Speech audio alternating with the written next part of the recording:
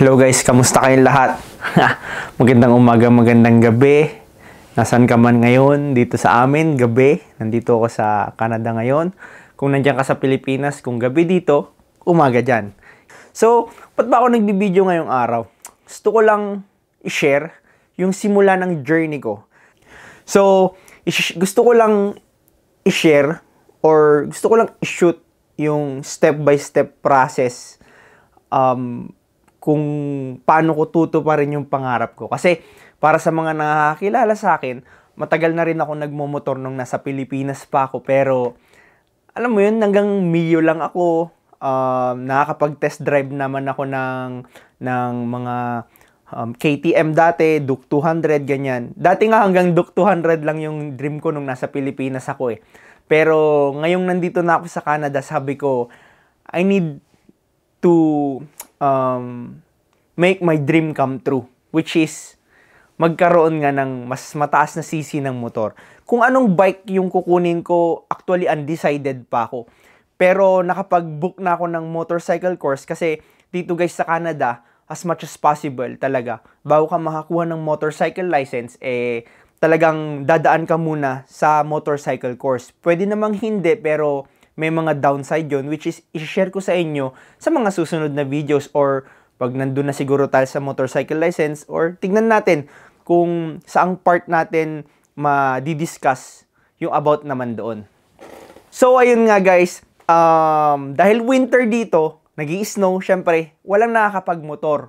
Pero dito sa Canada guys, ito yung season kung saan kung magsisimula ka pa lang sa pagmumotor, ito yung pinaka-perfect season para simulan na bilhin yung mga gears mo. Kasi yan dapat yung mga pinakauna natin na binibili bago tayo kumuha ng mismong bike. Kasi ang hirap naman kung nandyan na yung bike tapos biglang isang bagsakan na bibili ka ng gears mo, di ba? So, dito sa Canada guys, which is ako nga, kukuha ako ng motorcycle license and kukuha ako ng motorcycle course, strictly implemented na dapat complete gears ka and may standard silang sinusunod pagdating sa mga gears, hindi pwede yung pwede na.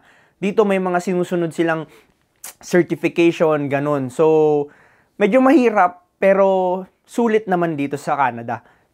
Dito guys, ang licensing kasi iba-iba. Okay? Kung sa motor, iba ang license ng motor. Sa sasakyan, iba ang license ng sasakyan. Sa mga bus, truck, ganun. Kumbaga dito, ang license very specific. So, ayun nga. So, dahil meron na akong normal na driver's license sa pagdadrive ng sasakyan, ang kukunin ko naman na next is motorcycle license naman, which is M1, M2, and M. So, ganun yung motorcycle licensing dito. So, ayun nga, na-convince ko naman si Papa na payagan ako mag-motorcycle license dito.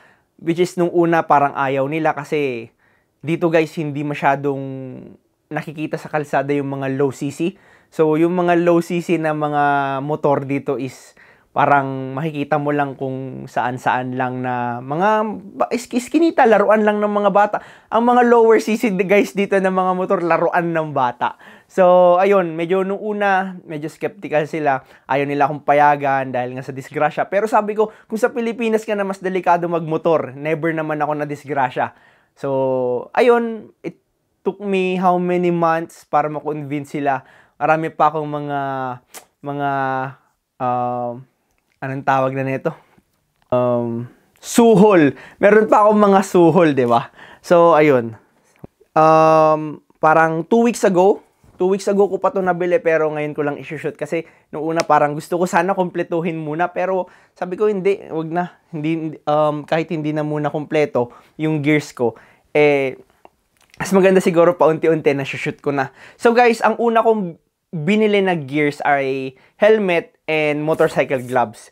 Actually, may motorcycle suit na ako dito. Nandito lang sa likod ng pintuan ko, which is gift. Gift sa akin to ng isang client ko. Para sa di nakakaalam, nagtatattoo po ako. Isa po akong tattoo artist.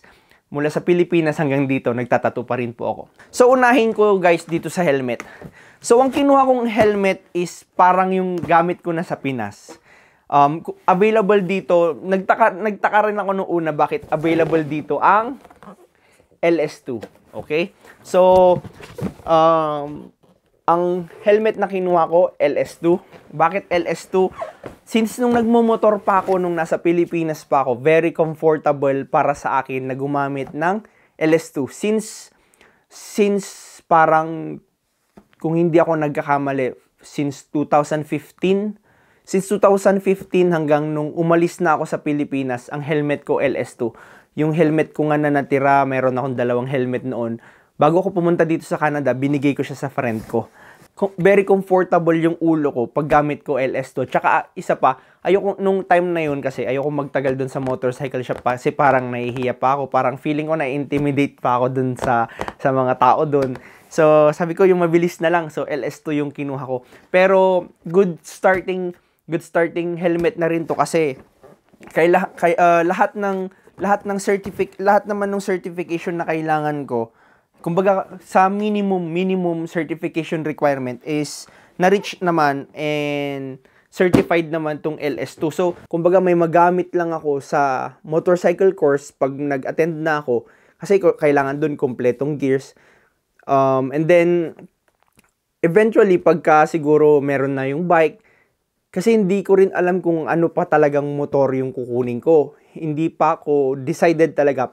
Pakita ko muna sa inyo guys kung ano itsura. So, ang nakuha kong helmet is LS2 na, saan na ba yun? Ayun, LS2 na Assault. So, ito yung gusto ko yung style. Kahit papano, ito yung nagustuhan ko yung style. So, ito yung kinuha ko. Gusto ko lang i-share. So, it comes with this helmet bag lang na napakasimple. Yan. Napakasimple lang ng helmet bag na to. Wow! So, itim, matte. Gusto ko ng matte. Di ko alam kung bakit. Pero matte yung nakuha natin. So, yan. Ganyan yung style niya. Yan. Di ko pa tinatanggal yung stickers dun sa lens niya kasi baka magasgas. Hindi ko pa na magagamit. So, ganyan. Tapos, meron siyang may ganon. May bumababa dyan na visor din. Dark visor. Kasi ito clear. And then, meron siyang parang shades niya dyan. Pero, yung pula na yan, naaalis yan. Sticker lang yung pula na yan. So, yan. Ito yung style na kumbaga, panimula na gagamitin ko. Kasi, tibay din naman ng LS2 sa totoo lang. So, ito guys, yung kailangan ko na certification. So, dapat DOT certified at saka ECE certified ang helmet na gagamitin mo pag magmo-motorcycle license ka. Yan yung pinaka-2 na main na certification na need mo pagdating sa motorcycle helmet dito sa Canada. Pero ang mabigat na certification dito guys is yung ECE. Yun yung isa sa mga mabigat. So, para sa helmet na kahit sabihin natin LS2 lang, pero kung na-certify yan ng dalawang yan, DOT at saka ng ECE, magandang klase na rin to ng helmet. So, siguro para sa akin, magagamit ko din to for how many months siguro, ganun. Maganda siya guys, kahit pa paano. And ang size ng helmet ko, large. Laki ng ulo ko. Large ang size ng helmet na gamit ko kahit nung nasa Pilipinas pa ako. So, isa yun sa mga kinonsider ko bakit yung LS2 ang binili ko. Sa price, medyo hindi siya parang Pilipinas price. Medyo mataas yung price dito. Dahil di ko lang sure kung anong difference. Baka mas matataas yung quality ng LS2 dito or di ko alam. Punta naman tayo sa second na binili ko. Okay? So, since nung nasa Pilipinas pa ako, gustong-gusto ko na tong brand na to. Gustong-gusto ko na tong brand na to. And never ako nagkaroon ng ganito sa Pinas. Kahit yung brand, kahit sa pinaka-cheapest na accessory or gears or what, never ako nagkaroon ng ganitong brand. Which is, itong brand na to is Alpine Stars. So, bumili ako ng Alpine Stars na gloves. Parang gustong-gusto kong brand na to kahit nung sana sa Pilipinas pa ako kasi maraming gumagamit. And syempre, international siya. Ayun, gustong-gusto ko ng Alpine Stars, kaya nung nagtitingin ako ng mga gears ko, ang talagang tinignan ko, Alpine Stars talaga yung kinuha ko. So, sa pagtatato, ang size ng gloves ko is small. So, ang una ko nang tinignan nung pumunta ako sa motorcycle shop is small size na gloves ng motorcycle. And di ako nagkamali. yun yung nag-fit sa akin ng maayos. Then, nanood naman ako sa YouTube kung paano tignan yung size ng gloves, motorcycle gloves sa... Kumbaga kung paano pumili ng motorcycle gloves, yung tamang size, paano ba yung tamang fit, ano ba dapat pakiramdam. So, this is Alpine Stars SMX1 Air version 2 na black. Yan. So, ito siya. Ito yung itsura niya. Ganyan. So, kung titignan nyo dito, carbon knuckles siya. Sobrang ganda niya. Gusto ko lang yung itsura. Sobrang gusto kong itsura. Yan. Kung nakababa tong hoodie, ganyan siya. So, yan. Sa motorcycle course and sa paggawa ng license dito sa Canada, guys, importante ang motorcycle gloves. Kahit dito sa pinakamaliit na gear na to, requirement to. So, yun lang yung gusto kong i-share sa inyo, guys, for now. And siguro sa mga darating na mga susunod na mga gears ko, i-share ko din sa inyo. So, gusto ko lang simulan yung pag-share ko ng gears ko. Kasi, for sure, pag nagkaroon na ako ng motor, pag nakabili na ako ng motor ko, magbi-video rin ako for sure. For sure yun, magbi-video rin ako. Kasi, meron na dito yung GoPro ko. And, guys, ayun nga pala, darating bukas yung in-order ko na chin mount. Bumili ako ng chin mount na specific dito, which is binili ko siya sa mismong chin mount. Chin mount yung mismong company na gumagawa. So, sila helmet specific yung mounts na bibilin mo. Kunyari, eto, LS2 Assault. Meron sila kasi napaka-wide yung variety nila ng mga models nila. Very specific yun. So, share ko sa inyo yun pag dumating at pag ikakabit ko na siya dito sa LS2 ko. Mount siya para sa GoPro. So, doon ko na lang explain pag dumating yun, no? Kung bakit ko masasabi na helmet specific yung mount na yun. So, ayun, sa tingin ko darating yung bukas, pero pag dumating, try ko siya i-shoot kung kaya. And syempre, pagka napanood mo to, kasi sigurado ko matagal na naman to bago ma-edit. Pag napanood mo to, sigurado ko nagawa ko na ulit yung video na yun, dumating na, nail-mount ko na, nakapag-shoot na ako. So, para sa inyo, ano bang mas maganda? Mas maganda kung sports bike? Naked ba? May mga pros and cons yun. So, hindi ko naman siya gagamitin as daily driver. Kumbaga, seasonal lang siya. Kasi dito, guys, for a couple of season mo lang magagamit ang motor. Kasi pag nag-winter na, wala na.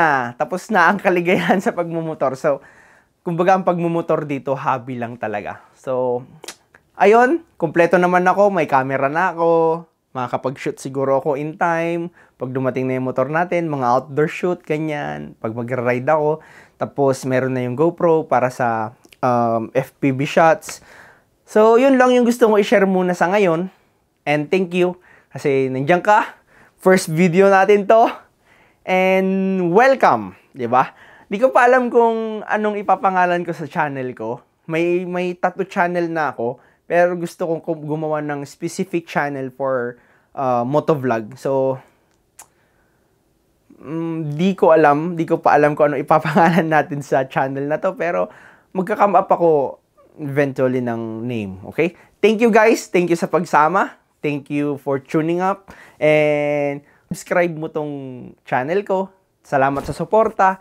And, hit mo yung notification bell para pag may susunod na akong video, ma-notify ka agad. So, thank you, and good luck. Hirap pala maging vlogger. Napakasimpleng shoot, pero ang dami mong gagawin. Hindi ako nagre-reklamo. Gusto ko to eh.